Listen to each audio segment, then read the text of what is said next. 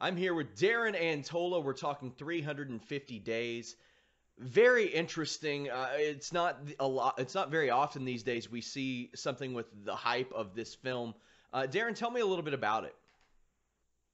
Well, we basically have 30 plus legends talking about being on the road 350 days a year.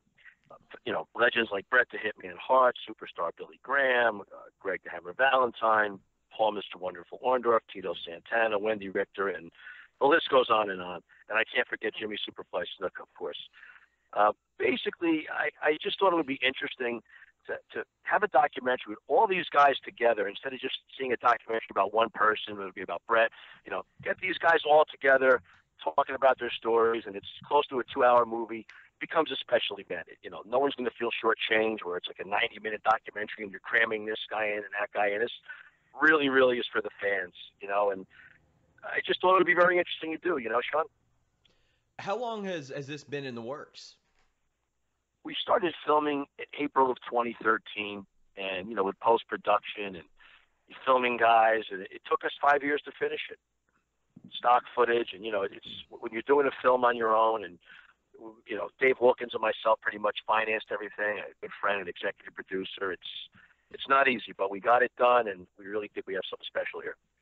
When you go about procuring interviews and discussions for things like this, sometimes the beef runs for a long time. Are there people who maybe didn't want to be associated with the film if somebody else was, or maybe your connections with one guy led to a connection to the other guy for the positive? How did that work out? Well, I'll tell you, I have a good friend of mine, Bobby Rydell, who's booking agent to a lot of these guys. When I told him the idea, he said, "Oh, don't worry." He said, "I'll get you, as many guys as I can." And once we started doing it, they were really, really into it. They thought it was great. I mean, Paul Orndorff loved it. Valentine thought it was great, and it just kind of grew, and everyone seemed to gravitate towards it because the questions that we have, Sean, it's not like who was the booker in '77. It's all like human interest about being on the road, and we have stuff that the fans are going to want to hear too. So we have the human interest story, and we have the stuff for the wrestling fans, like never before seen pictures and footage and stuff like that. So we really think we got something good here,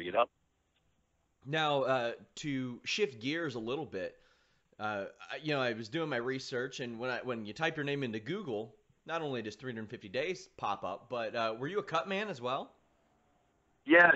I've been a boxing cut man for about 16 years professionally, and I've done exhibitions about 8 years prior to that. And as I always say, there's a lot of good cut men, but I was very fortunate given an opportunity. I was around good boxing people in Marciano's gym.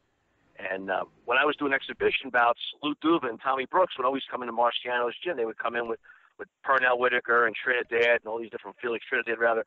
So one day, Lou Duva come up to me and he said, "What is your schedule looking like next Thursday night?" He said, "I could use you at Hammerstein Ballroom." And I said, "Well, I don't really do pro stuff. I'm an exhibition cut man, And he goes, I said, "You got to talk to Jimmy Archer." He's like my mentor. He goes, "Well, I'm 3 steps ahead of you, and Jimmy Archer says you have his blessing." So it was really, really a big thrill that Lou Duva took me under his wing and he really treated me like a grandfather. Like, he was fantastic. I mean, I miss him every day. He died almost 2 years ago, and it's just even though he had a good long life at 95, you still never miss your pals, Yeah, I'd love to have our lead boxing writer interview you separately just about your days as a cut man. I think that's a really interesting approach. Oh, absolutely. I'd be glad to do it for you guys.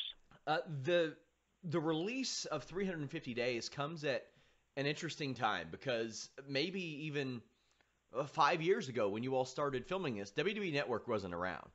And they would do a lot of home video releases. You'd see more theatrical releases for documentaries and things of that nature. Not so much anymore. You all are almost alone in the space for a pro wrestling documentary to release in this method.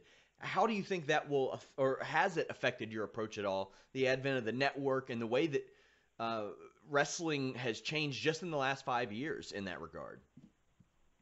Well, even if you look at the network, right, they have some really good stuff on there, but they don't have what we have, right? I have some of the last interviews captured on film, like guys that passed away, like Jimmy Snuka, George Animal Steele, Ox Baker, the Wolfman Willie Farkas, Angelo Savoldi, Larry Sharp. I really think we have something different that hasn't been done. Like, have you ever seen anything on the network that has fans with the fans' photos, orchestrating travel, luggage shots with the wrestlers carrying luggage from parking garages and stuff. We just think it's different, you know, and you're going to be surprised when you see this. I really think people are going to be blown away by it, you know. Tell us a little bit about where we can find out more about the event or the movie Sure. and such. It's Fathom Events, fathomevents.com/350 days, or you can go to 350daysthemovie.com and you can watch the trailers there, and you could, you know, tickets are right there. You just click on there, it takes you right to Fathom's page. So it's either fathomevents.com/350days or 350daysthemovie.com. Is the way to see it. July 12th, it's one night only.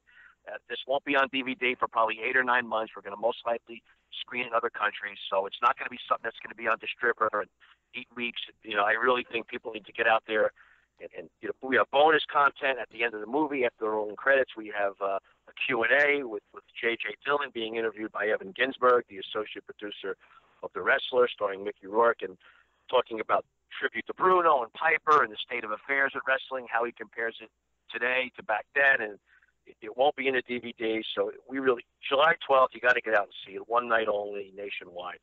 350daysthemovie.com. In addition to the names you mentioned, acts from Demolition, Lex Luger, Wendy Richter, Lanny Poffo, Tito Santana, all kinds of names involved in this production. Very excited to see it whenever I'm able to.